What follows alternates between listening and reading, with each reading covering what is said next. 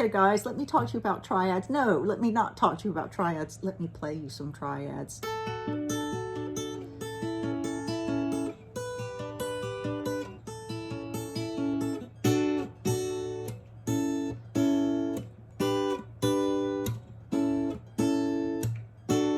There. There's 3 major triads on the highest 3 strings. Didn't that sound like about 1,000,000 songs that you've heard in your life? Okay, something like that. The reason why I wanted to pop in here and do this little, just a little short lesson about the usefulness of triads is because one of my viewers recently commented, he's just a few years older than me. We're from that 60s, 70s music kind of vibe, which was a great vibe. Anyway, he has short fingers.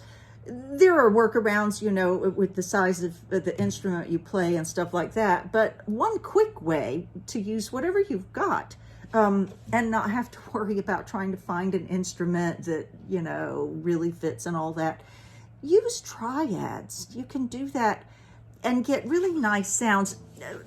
It's easier to do that if you're doing like finger style stuff, which I was just doing simple little things like that. We can talk about that later.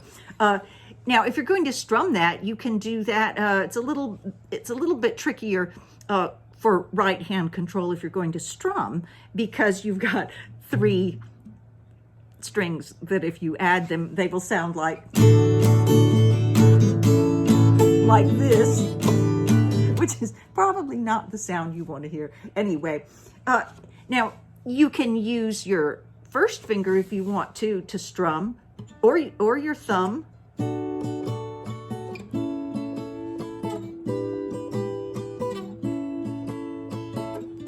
That would work. I would use my thumb for that. Did you notice? You can also use your first finger.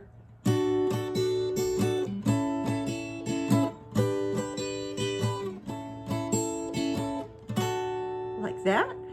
So, if your fingers are shorter and you still want to make some music, if you keep working and you can conquer this thing about, you know, reaching and stretching. Maybe you really do have short fingers and but you really want to play some music. Go ahead and play some music that you can actually do. Now, this sounded like probably a lot of songs that you've heard. A lot of songs, as you probably know, are just like, these are hit songs that are like 3 chords. These are all major chords, major triads, I should tell you, the tri meaning 3, right? So we've got this shape, and this. And then I just went back and I did shapes that we'd already done.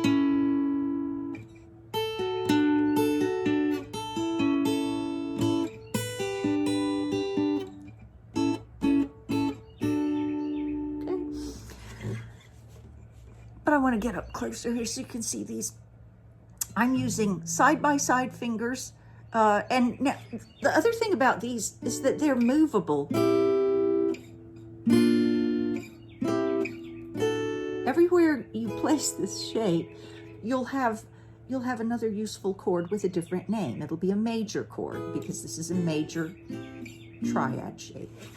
So anyway, but I just chose to do this up here at the 5th fret. Anyhow, but they're movable. You can scoot them around. So here's your first triad shape. I'll point this out to you too. Sometimes, depending on your fingers and depending on the song or whatever you're doing, you might want to use these 2 fingers side by side, or you might be more comfortable using these 2 fingers. Either of those things will work.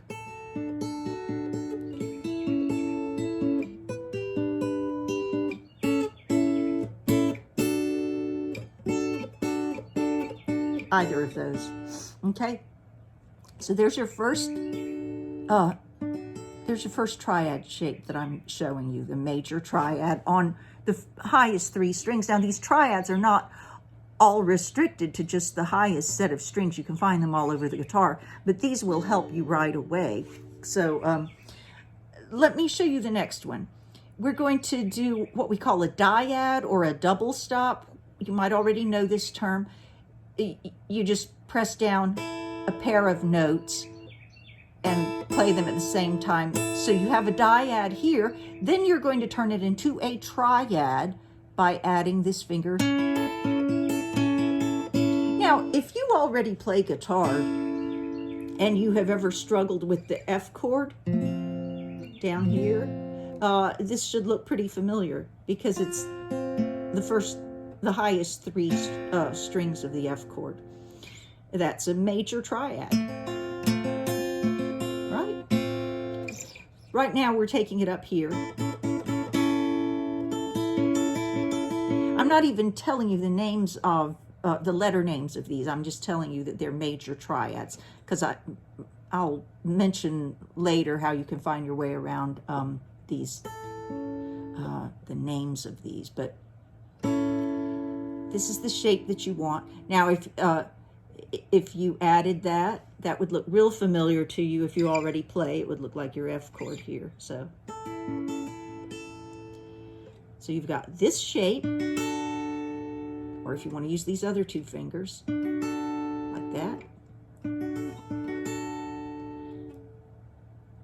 I'm going to flatten that finger out to get the dyad part of this, and then add this to make it a triad. Now I'm going to go, I'm at the 5th position, 5th fret here. I'm going to jump up 2 frets higher to the 7th position, and I'm going to play something that, if you already play, looks familiar to you, right? That looks like what? It looks like a D chord. If you play it up here, it's a G chord. So anyway, enough of withholding information from you. This is a D major triad. I don't think I'm going to talk about why this is a D major triad in this video. We'll take that up later, but just trust me, it is a D major triad. Now we're going here, and you've got your A major triad.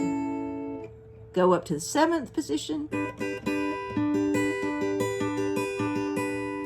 and that is your G major triad. So D,